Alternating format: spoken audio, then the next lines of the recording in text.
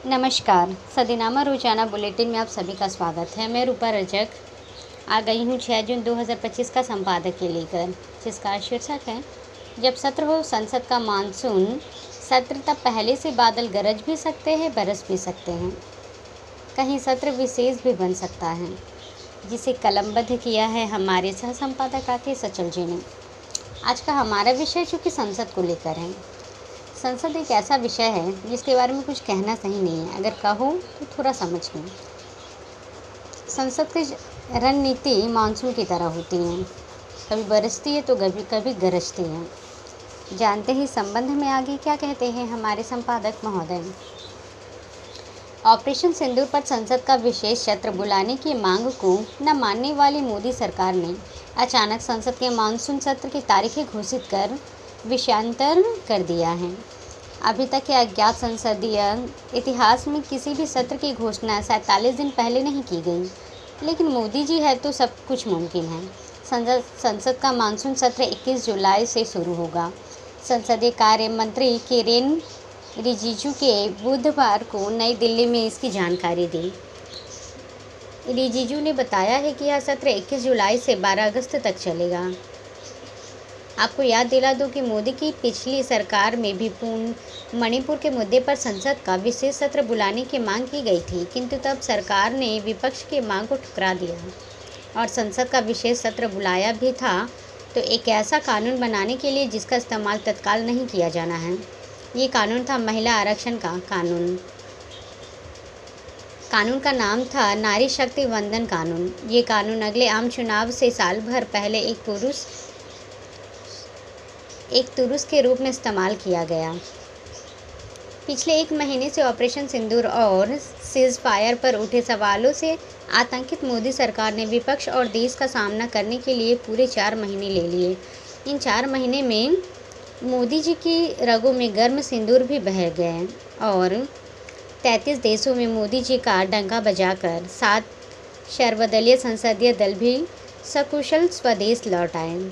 अब माननीय प्रधानमंत्री के पास विपक्ष के सवालों का सामना करने के लिए छाते ही छाते हैं। ऑपरेशन सिंदूर के समानांतर सरकार ने और सरकारी पार्टी भाजपा ने विपक्षी गठबंधन में सेंध लगाने का भी एक ऑपरेशन चलाया, जो लगभग कामयाब रहा। अब संसद के मानसून सत्र में कांग्रेस सहित अनेक दलों के सांसद मोदी सरकार को भीगने से बचाने के लिए छाता ताने नजर आएंगे। इन 4 महीने में सरकार इतना आत्मविश्वास जुटा लेगी कि संसदीय कार्य मंत्री किरेन रिजिजू का कह पा रहे हैं कि सरकार नियमों के तहत सत्र में किसी भी विषय पर चर्चा को तैयार है। सत्र के दौरान जस्टिस वर्मा के खिलाफ महाभियोग प्रस्ताव पेश हो सकता है।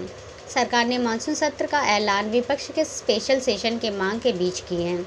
विपक्ष पहलगाम हमला, ऑपरेशन सिंदूर और भारत पाकिस्तान के बीच मध्यस्थता पर अमेरिकी राष्ट्रपति डोनाल्ड ट्रंप और फूड अनिल चौहान के भारतीय जेट गिरने पर सिंगापुर के दिए बयान पर चर्चा की मांग कर रहा है। इंडिया गठबंधन के 17 दलों ने 3 जून को नई दिल्ली में बैठक की। इसमें स्पेशल सेशन बुलाने के लिए प्रधानमंत्री को पत्र लिखा गया था। मोदी सरकार 3.0 और ऑपरेशन सिंदूर के बाद यह संसद का पहला सत्र होगा। प्रधानमंत्री को सरेंडर मोदी कहने वाले कांग्रेस के सांसद जयराम रमेश ने कहा है कि सरकार ने यह विशेष सत्र की मांग से ध्यान भटकाने के लिए अचानक मानसून सत्र की घोषणा की। भारत के इतिहास में कभी भी 47 दिन पहले सत्र की घोषणा नहीं हुई। आमतौर पर सत्र की जानकारी 1 हफ्ता या 10 दिन पहले दी जाती है। जयराम ने कहा है कि प्रधानमंत्री विशेष सत्र से तो भाग सकते हैं, लेकिन मानसून सत्र से नहीं। हम विशेष सत्र की मांग कर रहे हैं ताकि पहलगाम आतंकी हमले पर चर्चा हो सके। आतंकियों को अब तक सजा क्यों नहीं मिली? संसद के विशेष सत्रों की मांग से हर सरकार कन्नी काटती है और विशेष सत्र बुलाती है तो अपनी सुविधा या असुविधा से उपलब्ध जानकारी के मुताबिक। पहला विशेष सत्र 1962 में भारत चीन युद्ध के दौरान विपक्ष की मांग पर तत्कालीन प्रधानमंत्री जवाहरलाल नेहरू की सरकार ने 8 नवंबर 1962 को संसद का विशेष सत्र आयोजित किया था। दूसरा विशेष सत्र 15 अगस्त की मध्य रात्रि को औपनिवेशिक शासन से भारत की स्वतंत्रता की 25वीं वर्षगांठ मनाने के लिए एक विशेष सत्र बुलाया गया था। तीसरा विशेष सत्र 1977 में नागालैंड और तमिलनाडु राज्यों में राष्ट्रपति शासन के विस्तार पर चर्चा के लिए 28 फरवरी को 2 दिवसीय विशेष सत्र बुलाया गया था।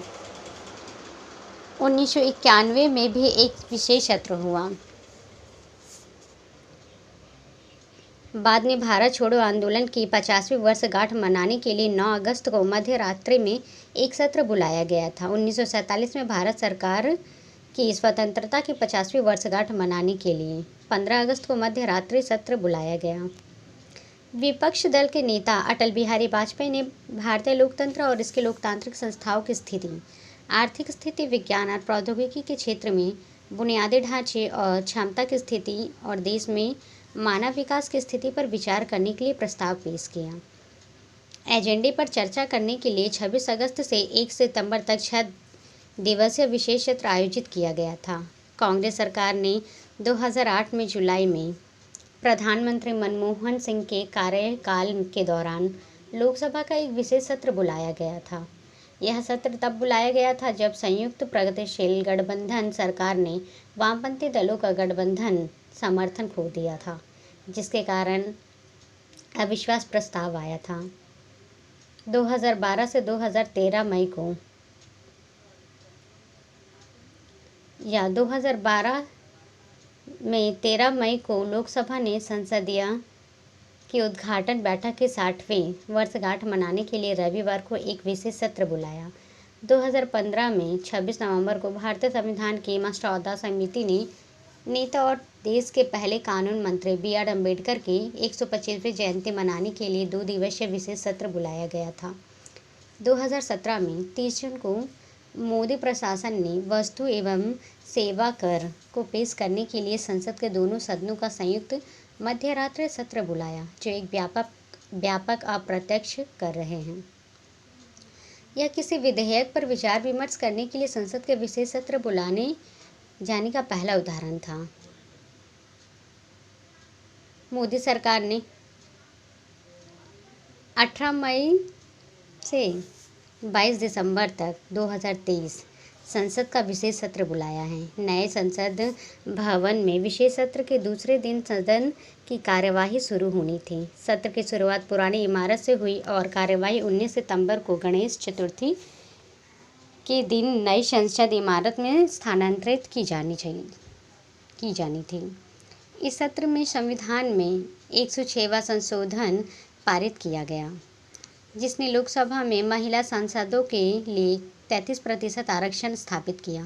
मुझे लगता है कि संसद का मानसून सत्र ही कहीं विशेष सत्र से ज़्यादा विशेष न बन जाए।